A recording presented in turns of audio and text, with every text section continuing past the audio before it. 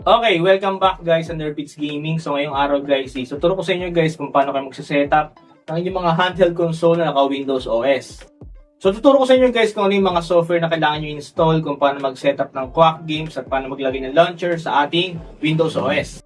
At bago tayo mag-start guys, kung naghahanap po kayo ng handheld console kagaya po ng Switch OLED, Switch 2, Steam Deck, ROG Ally X, Legion Go, MSI Clue, available po yun sa atin guys. PM lang po kayo sa ating page, Nerfix TV sa Facebook. So tara guys, gawin na natin.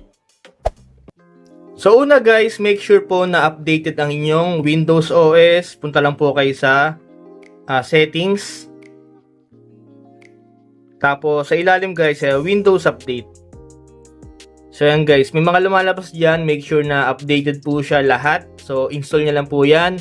And then yung kanyang GPU driver. So gamit ko kasi guys is ROG Ally X. So this is AMD. So mag-install lang po kayo nito guys. Download lang po kayo sa internet. Ayan guys, andyan po yung mga drivers. Tapos update nyo lang po yan. Ang isa-search nyo lang guys sa Google is AMD software. So ayan guys, download nyo po yan, AMD Software Adrenaline Edition. So install nyo lang po yan guys. Nandiyan po yung mga drivers na kailangan po natin. So yun, next na ginagawa ko guys is, papansin nyo guys yung pinaka dito is hindi siya, hindi siya transparent. Kumbaga hindi siya full screen, hindi siya maganda tignan. So ginagawa ko, nagda-download po ako sa Windows Store ng, eto po, search nyo lang guys, transparent. Ayan guys, sa labas po yan, translucent TV. Ayan guys, install lang po kayo nyan.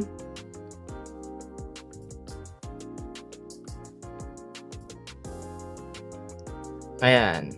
So, ganyan siya guys. Magiging ano siya, transparent. Kumbaga, mas maayos tignan. Kumbaga, ano siya, full screen. Ayan. And then, next na ginagawa ko guys is nag-install po ako ng vCredis, tsaka po yung DirectX. So, free lang din po yan sa Google. So, punta lang po kayo sa browser ninyo. Search nyo guys, vCredis AIO. Ibig sabihin po ng AIO is all-in-one. Ibig sabihin guys, isang beses nyo lang siya i-install, sabay-sabay nang i-install lahat ng mga kailangan po natin na vCredis na mga files. So ayan siya guys, Visual C++ Distributable Runtimes all-in-one. So click nyo lang guys, tapos download lang po kayo nyan. So pag download nyo lang guys, isang click nyo lang po yan, mag-install na po yung sabay-sabay. So sa akin kasi guys, meron na. And then next natin guys, yung DirectX.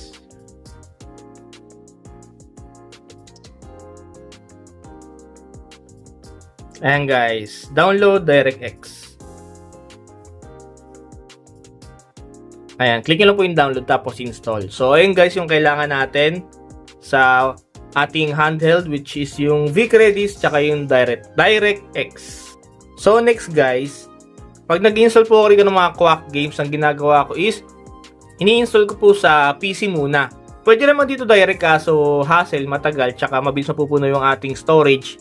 Dito guys sa PC, after nyo ma-install sa PC, tsaka nyo po ililipat yung file dito sa ating handheld. So ang ginagawa ko guys, in-off ko po muna yung ating antivirus kasi ang nangyayari kasi guys, pag naglagay po kayo dito ng mga Quack Games, yung ibang file sa pagkakamalang virus ng ating handheld, so binubura niya guys yung ibang file. So pag binura niya, hindi nagagana yung game.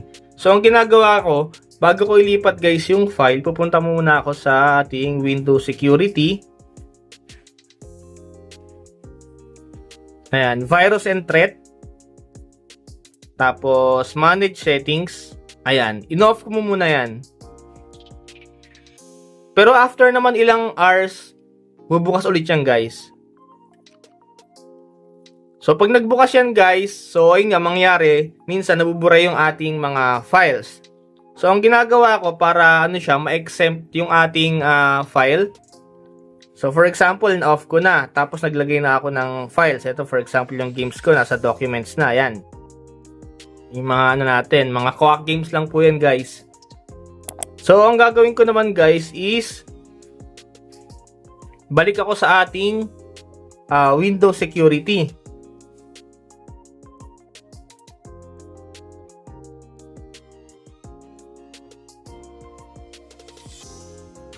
Tapos, eto naman guys, yung app and browser control.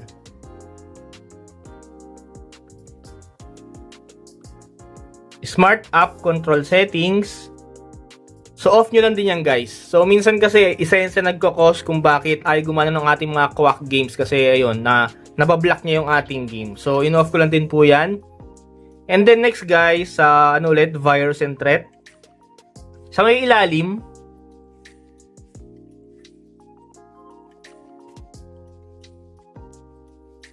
ito guys, virus and threat protection settings, manage settings. Tapos, sa ilalim po, pinakailalim, makikita nyo dyan guys, exclusions. Ayan, exclusions. Add or remove exclusions. So, click nyo yung add. Yes. So, ang gagawin nito guys, kung nasan po yung ating mga Quack games is, ano niya, kumbaga, i-exempt niya. Kumbaga, gagawin niya exempted yung mga ating Quack games pagka inon nyo ang settings na to. So, mas maganda guys, pag naglagay kayo ng mga Quack games sa inyong mga handheld is, gawan nyo siya ng folder. Kunyari, yung folder nakalagay dong games. So, pag samasamahin nyo lang doon. So, for example, ganito. So, sa akin kasi guys, naka-add na eh. Naka-exclude na yung ating mga files. So, di ba? Nasa documents yung ating games. Ayan. So, dito, ayan. Click yung add an exclusion folder. Tapos, puntahan nyo guys kung nasan po yung inyong mga game files, game folder, for example. So, sa akin, nasa documents. Ayan. So, kiklik ko yung select folder. Para lahat yung game files na yan, nasa isang folder siya, di ba? So, para lahat yun, exempted na siya. Hindi siya mabubura or hindi siya gagalawin ni security. So, hindi magkakaproblema yung ating Quack games. So, ganun yung ginagawa ko guys para, maging exempted siya sa ating virus and threat protection. Kasi, pag hindi nyo ginawa yun guys, usually kasi ginagawa nga ni virus and threat protection, ini-scan niya yung mga files natin. So, yung ibang ating mga Quack games, binubura niya yung mga files. Hindi naman lahat buong files meron siyang iilan na files na binubura. So, ang mangyayari, pag nira niya yung Quack games, hindi na siya gagana. So, make sure lang guys na naka-ano siya yan. Exclusion yung inyong game folder sa ating virus and threat protection. So, ganyan yung ginagawa ko. So, after nun guys, kapag na-update nyo na inyong driver, tapos meron na kayong Vic Redis tsaka DirectX, tapos na-setup nyo na rin po yung ating virus and threat protection. So, di ba guys, yung pinaka-game files natin, ang pangit tignan. Kasi guys, kapag Windows OS, dyan mo i-open guys yung mga Quack games natin. Bubuksan mo pa yan, di ba, pa isa-isa. Or yung pinaka-exe, pwede mong i-add dito sa ating desktop, nakalagay dyan. Kaso pangit tignan, di ba? So, gagawin natin guys, gagawa tayo ng launcher. Para yung mga games natin magkakasama, tapos may team, so mas pogi siyang tignan. Parang sa SteamOS, di ba? So, next natin gagawin guys is download po tayo ng ating launcher. Search nyo lang guys sa Google Play Night. Play, tapos yung night niya is NITE. Ayan. Ayan. Diyan po guys. Nasa unahan. Download. Ayan. Download. Tapos, install natin guys yung ating Play Night. Install.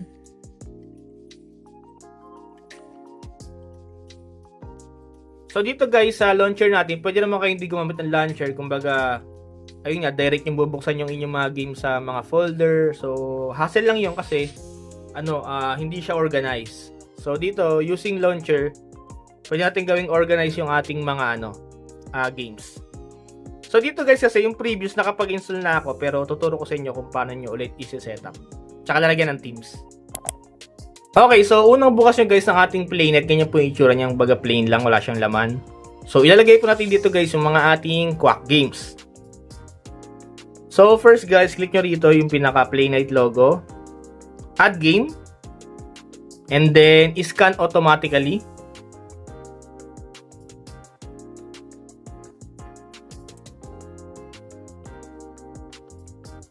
Tapos, scan folder. And then, puntahan nyo guys yung ating game file. So, sa akin kasi nasa documents. So, for example, God of War Ragnarok. Click tapos select folder. And then si Playnet, automatic niyang i-scan yung ating game file. So hanapin niya guys yung pinaka .exe natin. So, using Quack Games guys, syempre, make sure lang guys kung anong EXE yung kailangan natin.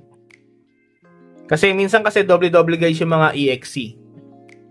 So, sa akin kasi God of War Ragnarok, so ito siya. Check lang natin. Ayan, check nyo guys. And then, add games.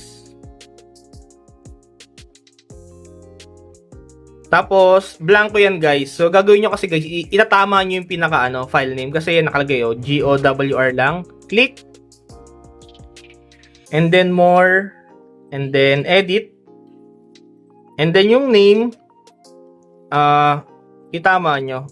Gawin yung God of War Ragnarok. Ayan. Save.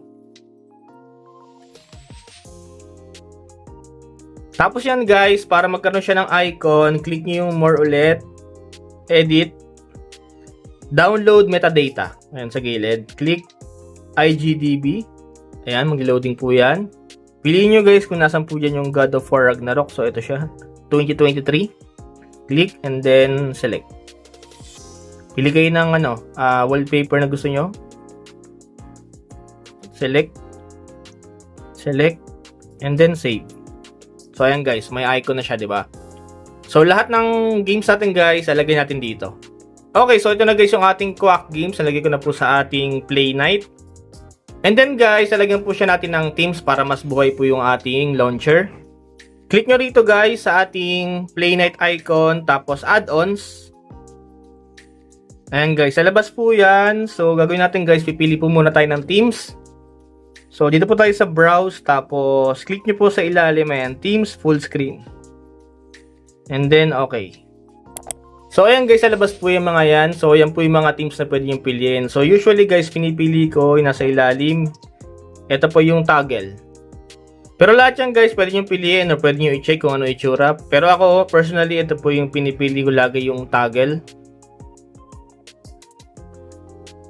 Tapos, install. Tapos guys, save. And then, yes.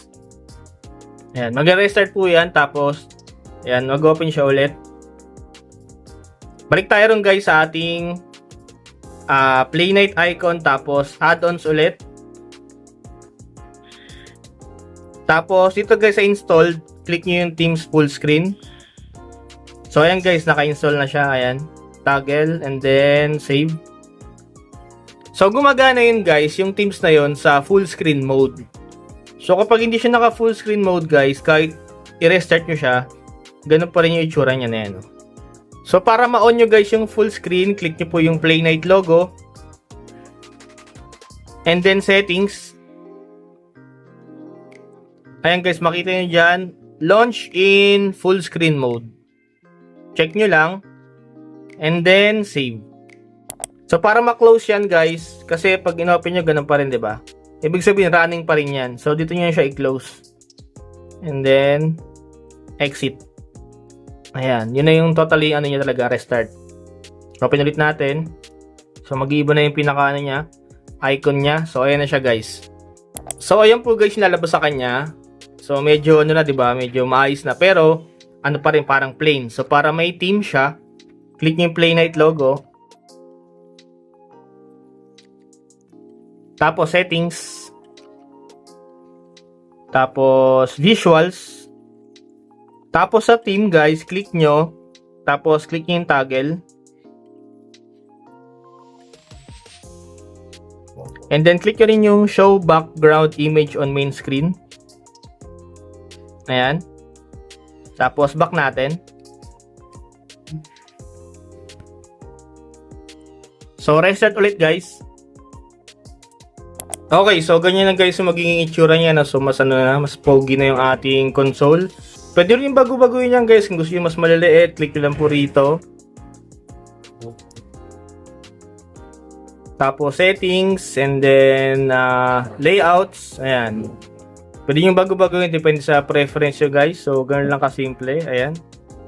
So mayroon rin siya. May background wallpaper din. Okay, so ganun lang kasimple guys kung paano mag-setup ng ating handheld console na naka-Windows OS. At kung syempre, kung naghahanap kayo guys sa mga handheld console Pwede po tayong guys shipping po tayo ng nationwide pati international. So kahit nasa ibang bansa kayo guys, pwede po tayong magpadala dyan. So free games na po sa atin guys. PM lang po kayo sa ating page para po sa inyong mga inquiries. Nervix TV po sa Facebook. Thank you for watching guys and happy gaming!